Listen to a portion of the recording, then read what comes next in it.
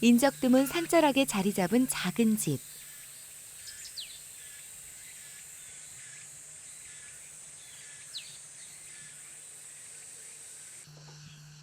(13살) 수진이는 외딴 집에 산다. 그런 곳에 살지만 수진이네 집은 조용한 날이 드물다. 비가 와서 성냥이 녹았어요. 아 뜨거. 아 뜨거. 수진이를 만나기 위해 찾아오는 사람들 때문이다.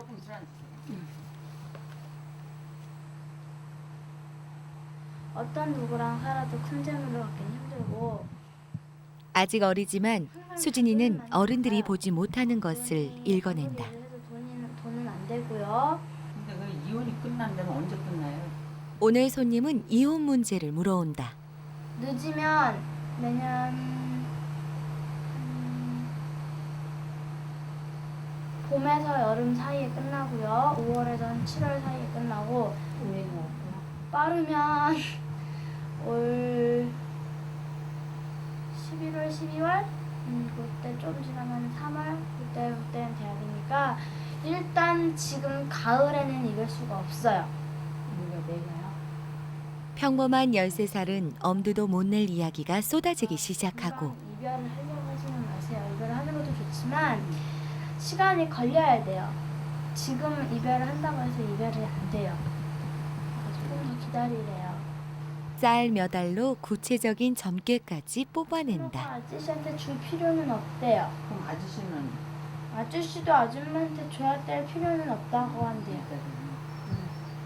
아저씨가 요구하나 마흔을 넘겨 내림굿을 받은 할머니도 믿기 어려웠던 일.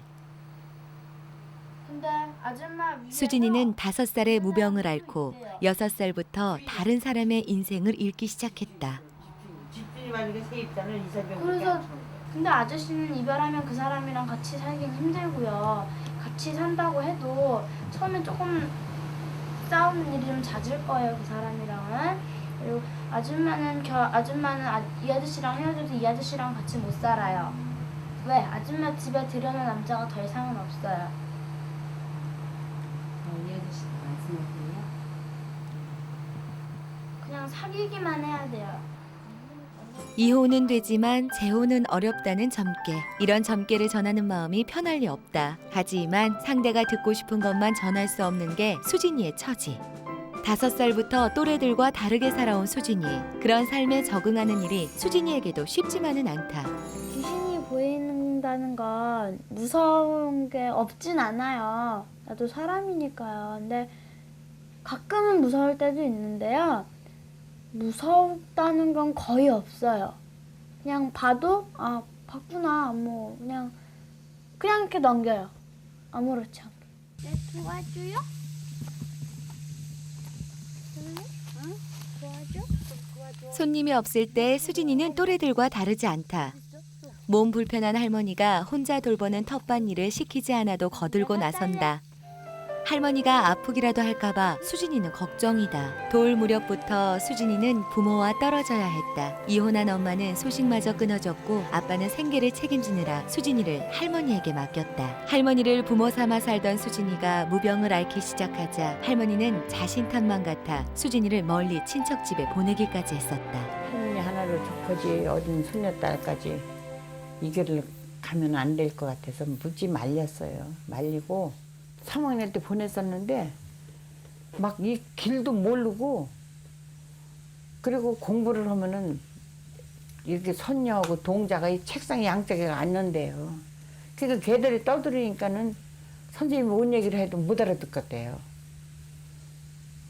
그리고 이 길 저 동네 이게 만자 다른 집만 살펴보게 되고 전혀 공부가 안 되더래요. 그래서 오고 가고 한 달 만에 돌아왔어요. 무당 경력 8년 차. 하지만 수진이는 학생이다. 점괘를 보느라 공부할 시간이 모자라는 만큼 나머지 시간을 알뜰하게 써야 한다. 한여름에도 새벽 공기가 쌀쌀한 산중턱에 살지만 일찍부터 채비하는 것도 공부 때문. 텃밭 농사로 바쁜 할머니를 대신해 아침도 직접 챙겨 먹어야 하는데 제일 좋아하는 음식은 따끈한 식용유에 구운 빵. 빵을 식용유를 넣어요? 네. 전 그래요. 그리고 거기에 더해지는 수진이표 소스. 무슨 음식이든 수진이는 흰 설탕을 듬뿍 뿌려 먹는 걸 좋아한다. 구운 식빵에도 역시 흰 설탕이 최고다. 이렇게 수진이표 아침 식사가 완성된다. 궁합이 특이해요. 빵에 설탕. 전 다 그래요. 그래도 맛있어요. 아직 단계 좋은 13살이다. 6시 반. 아직 이른 시간인데 집을 나서는 수진이 걸음이 바쁘다.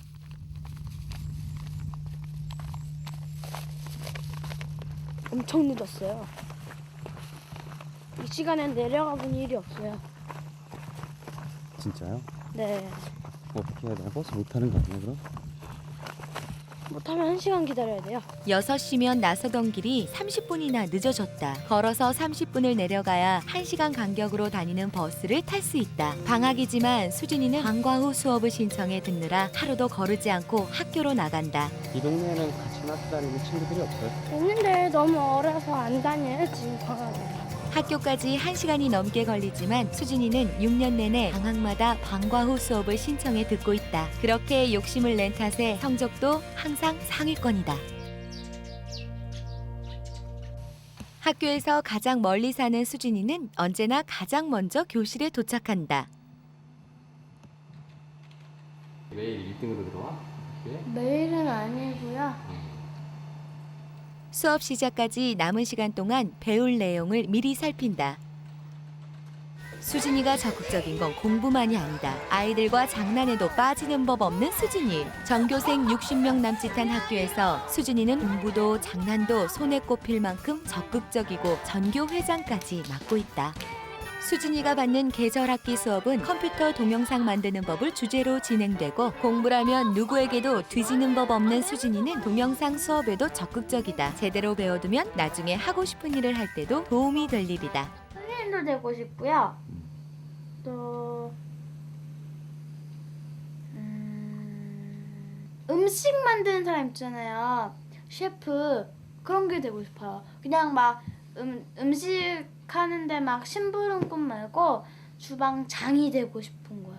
초등학교 6학년 되고 싶은 것도 하고 싶은 것도 많은 수진이는 또래들처럼 평범한 미래를 꿈꾼다. 아직 수진이의 미래는 정해지지 않았다. 수업이 끝나면 수진이는 다시 부지런히 산을 향해 걷는다.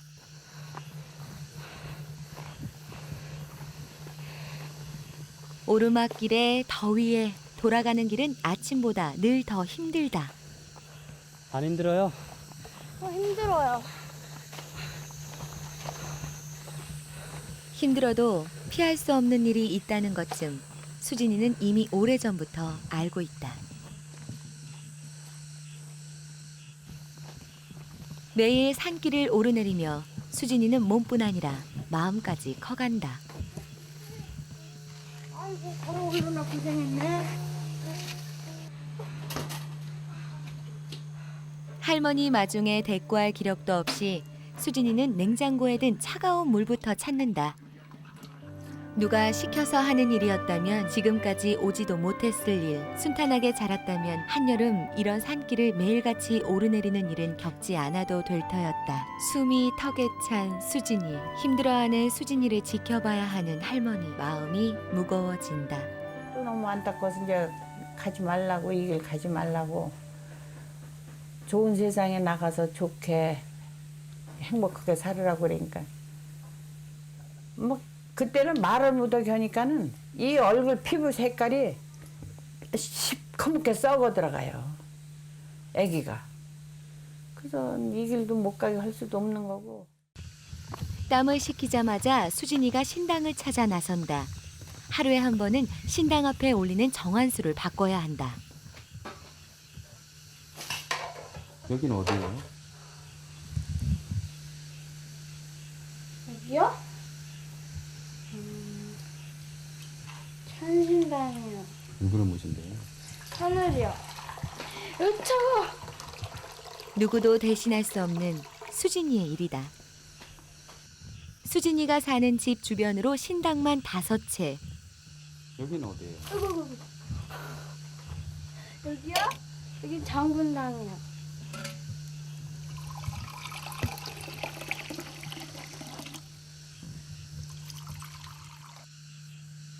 5곳의 신당을 매일 챙기며 정성을 들이는 일을 수진이는 5살부터 해오고 있다.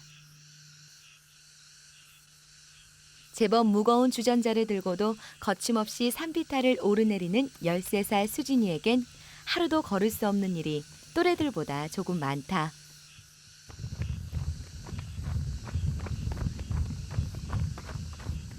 산속에는 산 아래에는 없는 즐거움도 있다. 자, 여기 물이 엄청 차가워요. 마당에서 솟는 샘물을 수진이는 혼자 누린다. 여름 더위를 식히기에 더없이 좋은 차가운 샘물. 수진이는 발에 끼얹고 양껏 마셔가며 한여름 더위를 쫓는다. 산 아래 살았다면 누리지 못할 일. 너무 깊어. 친구들과 다르게 사는 게 이럴 땐 나쁘지만은 않다. 산이 주는 놀잇감을 누리며 수진이는 친구 없이 혼자서도 즐겁게 노는 법을 알아가고 있다. 오후, 수진이가 다시 점괘에 집중해야 할 시간이다. 멀리서 수진이를 찾아 손님이 왔다. 홍성역 갔다가 그 기사분들한테 물어봐서 다시 장국 면사무소 와서 거기서 꼭 물어보고 와서 주서 없이 물어서 찾을 수 있을 만큼 수진이는 입소문이 났다. 누구누구 보실 거예요? 저하고 신랑이요. 신랑 이름. 생일. 안녕. 아저씨는 뭐 하세요? 장사예요. 의류. 만드는 거예요? 파는 거예요? 만들어서 팔아요. 초등학생 수진이는 스케치북과 필기도구, 쌀 몇 알로 점괘를 뽑아낸다. 손님에게서 들은 이름과 나이, 직업이 점괘를 뽑는 단서의 전부다. 아저씨 하는 장사는 아직까지는 잘 되고 있어요. 언니는 앞으로는 뭐 장사 안 해도 된대요. 그래요? 하려고도 하지 말래요. 될 수 있으면. 뭐 그래도 돼요. 아이의 말로 설명하기 어려운 점괘가 나올 때를 대비해 할머니는 늘 수진이 곁을 지킨다. 아저씨가 물품 대주는 거 아니에요? 그러면 돼요. 상가가 내년에 그 층이 없어지고 그래서 위층으로 올라가야 되는 상황이 있나 봐요. 그래서 다른 상가로 옮길 것인가 아니면 그 층에서 그냥 위로 올라갈 것인가를 되게 궁금해 하거든요. 본 적도 들은 적도 없는 곳에서 벌어지는 일을 점괘대로 풀어낸다. 마주보고 왼쪽이에요. 지금 있는 옮기려고 하는 상가가. 옮기지는 말래요. 위로는 가도 바꾸지는 말래요. 13살 수진이의 점괘는 먼 길을 찾아온 어른에게 어떤 위로를 주었을까? 할머니가 텃밭에서 기른 나물이며 채소가 반찬으로 올라오는 밥상. 아이들이 좋아할 만한 반찬을 따로 챙기지 않아도 수진이는 투정 한마디 없이 맛있게 밥그릇을 비워낸다. 13살 속 깊은 수진이는 할머니가 걱정할 만한 일은 좀처럼 하는 법이 없다. 이거 어떡해? 유난히 울음 많았던 손녀를 업어 키우느라 관절염을 앓는 할머니. 이것도 수술해야 되는 거 아니야? 좀 모르겠어. 하라 그러면 해. 이렇게 찢어서. 그게 문제야. 그게 문제. 울 줄밖에 몰랐던 손녀가 어느새 자라 말벗도 되고 제법 할머니를 챙기기까지 한다.